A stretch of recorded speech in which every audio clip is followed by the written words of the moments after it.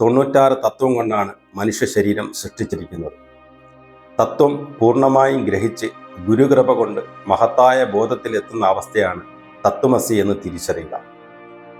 അങ്ങനെയുള്ള പുണ്യാത്മാക്കളുടെ ശിക്ഷണത്തിലെത്തുമ്പോഴാണ് എല്ലാ കാലത്തും എല്ലാത്തരം ആൾക്കാരും ഉണ്ടായേ പറ്റുമെന്നും എല്ലാം എല്ലാവർക്കും പറഞ്ഞിട്ടില്ലെന്നും മനുഷ്യനുൾപ്പെടെയുള്ള സർവ്വചരാചരങ്ങളെയും സൃഷ്ടിച്ചിരിക്കുന്നതിൻ്റെ രഹസ്യവും മനുഷ്യൻ സൃഷ്ടിച്ചു എന്ന് അഹങ്കരിക്കുന്നതിൻ്റെ പേരിലാണ് സർവ്വ ദുഃഖങ്ങളിലും ദുരിതങ്ങളിലും ചെന്നെത്തുന്നതെന്ന് ആ ഗുരുവിന് ബോധ്യപ്പെടുത്തി തരാനാകും.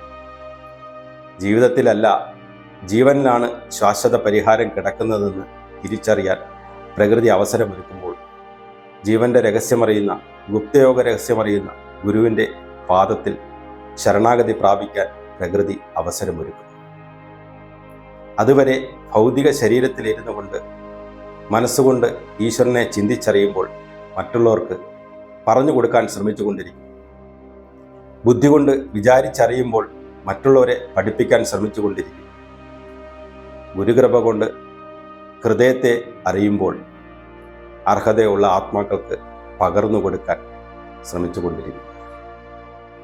സജ്ജനങ്ങളെ, പക്വതയില്ലാത്ത സ്നേഹമാണ് കാമമായി മാറുന്നത്.